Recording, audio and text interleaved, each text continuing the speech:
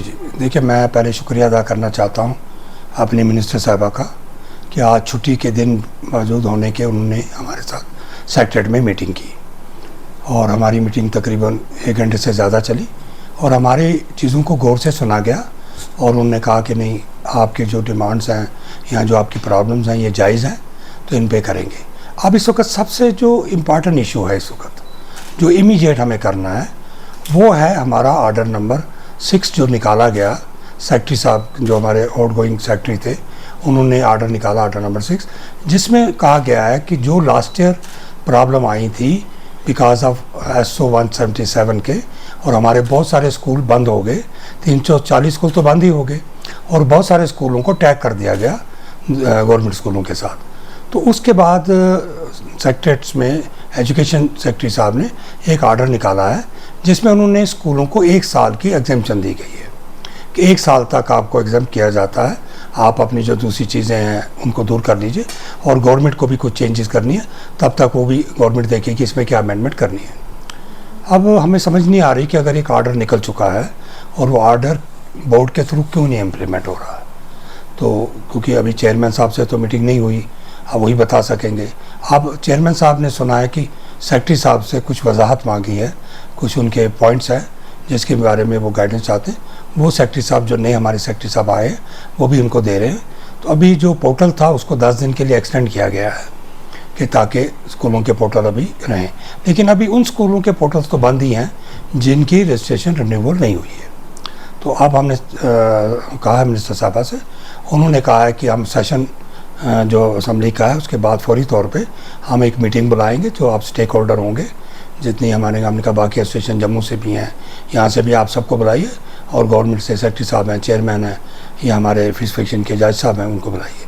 उसके अलावा हमारी दूसरी जो प्रॉब्लम थी इमीडिएट, तो ये हमारी प्रॉब्लम है जिसको फौरी तौर पे कुछ ही दिनों में हल करने की ज़रूरत है। उसके बाद दूसरी हमारी जो NOCs हैं, हमारी 8 NOCs हैं, लेकिन हम समझते हैं कि उसमें से कुछ NOCs स्कूल के लिए कुछ ज़रूरत नहीं है उनकी, जिनको लागू किया गया है वो नहीं होनी चाहिए। दूसरा है कि NOC खाली हमें 1 साल के लिए दी जाती है, तो उसकी बुनियाद बढ़ाई जाए। दूसरा हमारा मसला है कि जिस वक्त हम बोर्ड में अपनी 5 साल जो हमारी रजिस्ट्रेशन है, हमने उसमें कहा है कि इसको 10 साल किया जाए, और दूसरा हमने कहा है कि जी ये 3 महीने पहले फ़ाइलें ली जाएं, क्योंकि आजकल ऑनलाइन फ़ाइल है। ऑनलाइन फ़ाइल तभी जाती है जब हमने सारी फार्मेलिटी कंप्लीट कर दी होती, लेकिन जब 1 साल पहले फ़ाइल देते हैं तो NOC जो हमारे ख़त्म हो जाते हैं, जब तक वो अपनी मीटिंग करते हैं और तब तक फ़ैसला लेते हैं तो वो ख़त्म हो जाता है, तो उस बुनियाद पे वो हमारी रजिस्ट्रेशन को रिजेक्ट करते हैं। तो हमने कहा जी 3 महीने में वो फाइलें क्लियर होनी चाहिए। तीसरा हमने फ़ीस फिक्शन कमेटी के बारे में कहा है कि 2015 में हमें कोई प्रॉब्लम नहीं है। फ़ीस फिक्शन कमेटी उसकी बेस क्योंकि बनाई गई है सुप्रीम कोर्ट के जो हमारे 11 बेंच जजमेंट थी TFI की, कि स्कूल की फ़ीस स्कूल खुद फिक्स करेगा on the basis of income and expenditure and the facilities. तो उस बेस पे स्कूल की फ़ीस होगी। हाँ, उसको जस्टिफाई करना है, हाँ जी मेरी जो खर्चे हैं ये जायज़ हैं, वो हमारे सब स्कूल अपने ऑडिटर बैलेंस शीट से करते हैं। तो उसमें भी हमारा था कि उसको भी क्योंकि देखिए अभी पिछले साल से 450 से ज़्यादा फाइलें पड़ी हैं जो हमारे फ़ीस फिक्शन कमेटी में क्लियर हो चुकी है, लेकिन क्योंकि मीटिंग नहीं हो पा रही, क्योंकि उसमें सेक्रेटरी साहब को बैठना है, दूसरे अफसर्स को बैठना है, 1-2 मीटिंग में हुई लेकिन उनमें ये फाइलें नहीं उठाई गई। तो हमारा उसमें ये भी एक डिमांड है कि आप जो 2000 तक जिन स्कूलों की फ़ीस है या 8,000 उनका एनुअल है, वो जज साहब क्योंकि हेड हैं उस कमेटी के, वो उसमें कमेटी बिठाने की ज़रूरत नहीं है, वो जज साहब को अथॉरिटी दी जाए कि वो खुद ही उसको करें ताकि वो जल्दी क्लियर हो जाए। हाँ, 2000 से ऊपर हैं तो फिर उसमें क्योंकि 6,000 साढ़े 6,000 स्कूल हैं, तो फिर उससे काफ़ी स्कूल जो नीचे वाले हैं उनके लिए ईज़ हो जाएगा। फिर बाकी जो हैं बड़े स्कूल, उनके लिए अगर वो कमेटी बैठ के देखना चाहती है वो देख ले। तो मुझे लगता है कि हम कोई गलत डिमांड नहीं कर रहे इसमें चीज़ों में।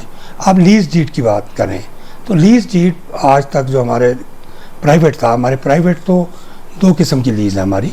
एक गवर्नमेंट के साथ कुछ लीज़ होती है जिसके लिए पिछली बार उन्होंने लीज़ ख़त्म हो गई, ना हमारी नहीं ख़त्म हुई, सभी सेक्टर की ख़त्म हुई हैं, होटल वाले की भी, दुकानदार। अगर दुकानदार चला रहा है अपनी दुकान, होटल वाला अपना होटल चला रहा है, तो स्कूल को क्यों बंद किया जा रहा है जब तक कोई गवर्नमेंट उसमें फ़ैसला नहीं लेती। और प्राइवेट जो लोग हैं वो नहीं मानते हैं 10 साल का, अगर कोई मेरा मालूम का ना वो नहीं देता है। वो कहता है कि नहीं मैं 10 साल का रजिस्टर्ड लीज नहीं दूंगा। इसी तरीके से किताबों के बारे में पिछले साल एक फ़ैसला निकाला गया है कि जो जी बोर्ड की किताबें हैं वो जेके बोर्ड की किताबें लगाई जाएं। मुझे बताइए, अगर इंडिया में 3 बोर्ड चलते हैं, एक आपका लोकल बोर्ड है हमारा, एक सीबीएसई है, एक आईबी बोर्ड है। अगर सीबीएसई में ऐसी कोई रिस्ट्रिक्शन नहीं है कि जी किताबें पर्टिकुलर लगाई जाएं, आईबी में नहीं है, तो हमारा बोर्ड क्यों अपनी किताबें लगाना चाहता है? वो किताबें गवर्नमेंट स्कूलों के लिए होनी चाहिए। प्राइवेट स्कूलों का अपना स्टैंडर्ड है और वो किताबें उस स्टैंडर्ड की नहीं है कि हम वो किताबें अपने स्कूलों में लगाएं। और पिछले साल से हमारे बच्चों का काफ़ी नुकसान हुआ है जो किताबें चेंज की गई, तो वो भी हमने रिक्वेस्ट की है। तो मुझे लगता है वो भी इनको देखेंगे और जिस तरीके से वो काम कर रहे हैं हम पूरा बिल्कुल उन पर भरोसा करते हैं और हमें यकीन है कि उन मसलों को हल करेंगे। और इसी सिलसिले की कड़ी थी आज का एजुकेशन मिनिस्टर का हमारे साथ मीटिंग। देखिए, आज तो एक स्टेट हॉलीडे थी। स्टेट हॉलीडे के दिन मिनिस्टर का आना सेक्रेटरी में और हमारे से स्टेक होल्डर के साथ मीटिंग लेना 1 घंटे की, ये प्रूव करता है कि इंस्ट्रक्शन दी गई हैं कि आप स्टेक होल्डर को ऑन बोर्ड लेके इनके मसलों को हल करें। तो हम शुक्रिया करते हैं अपने सीएम साहब का और हमारी मिनिस्टर साहबा का हम शुक्रिया करते हैं। हमारे पैटर्न है सी एलवेशन साहब, इनका नाम तो मुझे लगता है कि एजुकेशन में एक टॉप पे है, जिन्होंने कंट्रीब्यूशन की है और किन हालात में जा रहे हैं, तो ये भी आपको बताएं कि जो हमारे को डिफ़िकल्टीज आ रही। सर, सबसे पहले तो मैं अपने ऑनरेबल एजुकेशन मिनिस्टर को थैंक्स करना चाहता हूँ। सालों से हम दुआ करते थे और खुदा से मांगते थे कि हमारी अपनी गवर्नमेंट आनी चाहिए, क्योंकि वो हमारी बात सुनेंगे, वो हमें जानते हैं और हमारा दर्द जो है वो उनको पहुँचेगा। ये ब्यूरोक्रेट जो थे ये बिल्कुल ही हमारी दर्द को नहीं समझते थे, ना उनके पास विल थी हमारे को हेल्प करने की। तो मैं अपने ग्रीवेंसेस गवर्नमेंट के साथ शेयर करना चाहता हूँ। हम खाली क्वालिटी एजुकेशन नहीं देते हैं, we are the largest producer of jobs, और हमारे को ही सिस्टमैटिकली ट्रीटमेंट दिया जाता है। SO 177 हुआ, वो that was to be applied on all those who are occupying government land. NOC जो हैं they are applicable by supreme court order to both government and private, लेकिन हमको अप्लाई करते हैं प्राइवेट को, गवर्नमेंट को, शायद इसलिए कि इनके बच्चे प्राइवेट में पढ़ते हैं, तो इसलिए हम उनको, और गवर्नमेंट गरीब बच्चों की इनकी परवाह नहीं है। जिस वक्त में आप एक स्कूल को बंद करते हो, मस्जिद घास चढ़ाई पर कोई स्कूल है, अरे अगर ये 50 साल से घास चढ़ाई पर है तो आपने कभी इसका अटेंशन नहीं दिया। अब अगर वो घास चढ़ाई गाँव वालों की है, गाँव वालों के लिए ये स्कूल है, why are you dislocating the teachers, why are you dislocating the children? उनको किराया ले लो, कोई नया तरीका निकालो। ईज ऑफ डूइंग बिजनेस जो है वो तो ऑन द ग्राउंड होनी चाहिए। पॉलिसी तक कहते हैं ease of doing business, converting red tape into red carpet, but on the ground they were creating so many hurdles. 50 साल से मैं स्कूल चला रहा हूँ, इतना डिफिकल्ट स्कूल चलाना नहीं था जितना कि इस दौरान में हुआ। हम खुदा का शुक्र करते हैं, उन्होंने हमें ऐसी गवर्नमेंट दे दी, अपनी गवर्नमेंट दे दी जो अब हमारी बातों को सुन रही है।